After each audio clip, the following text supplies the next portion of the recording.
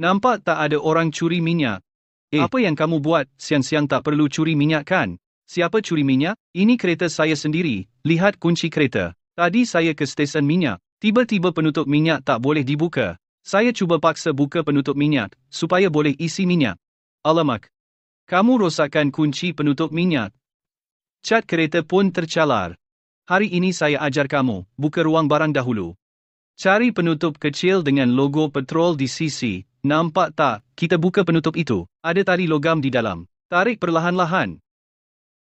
Cuba tengok penutup minyak terbuka tak? Wah, dah terbuka. Kereta ini saya guna 5 tahun. Fungsi ini baru saya tahu. Ini hanya fungsi kecemasan kereta kamu. Fungsi seperti ini, kereta kamu ada banyak lagi. Mari saya beritahu semua. Ketika kamu nak guna kereta, pintu tak boleh dibuka. Jangan panik. Cari mekanisme kecil di belakang kunci.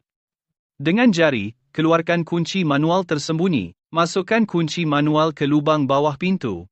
Putar perlahan-lahan. Pintu akan terbuka. Situasi ini sebab kunci kereta tak ada bateri. Kunci kereta tak ada bateri, kereta tak boleh start. Nampak tak? Kunci pintar tak dikesan. Macam mana nak buat? Kita hanya perlu tekan brake. Letak kunci kereta pada switch start. Nampak tak? Kereta boleh start sekali. Walaupun dah start, tapi tak boleh buat selalu. Macam mana nak buat? Cuma perlu buka penutup belakang kunci. Bateri kancing akan terdedah. Nampak tak? Keluarkan bateri itu. Setelah keluarkan, beli bateri baru RM2 di pasar, pasang kembali bateri itu. Akhirnya tutup penutup belakang. Lepas itu, kunci manual akan berfungsi. Kereta akan kembali normal. Kereta lama digunakan, skrin utama akan lat atau hang, sangat susah nak guna. Cuma perlu cari pencungkil gigi. Nampak tak? Pencungkil gigi biasa. Cari butang kecil di luar skrin utama. Nampak tak? Lokasi ini tersembunyi. Kita tekan butang itu.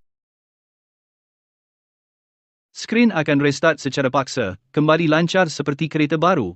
Jika brake rosak ketika memandu, jangan panik. Pegang sterang dengan kuat. Tekan butang kecil pada brake tangan. Tarik dan lepas brake tangan cepat. Kereta akan berhenti dengan stabil. Jika terperangkap dalam kereta, jangan panik. Di bahagian belakang tempat duduk, cari tuil kecil seperti ini. Tekan perlahan untuk lipat tempat duduk. Masuk ke ruang barang melalui lubang telefon saya. Dalam ruang barang, kita cari celah kecil pada panel belakang. Nampak tak? Di sini ada satu anak panah lagi. Cari kunci dan masukkan ke celah ini.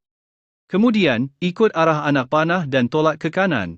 Boleh buka pintu belakang untuk keluar emergensi. Bagaimana? Adakah ia sangat mudah? Sudahkah anda belajar? Ikuti saya. Jadikan saya kawan yang faham kereta.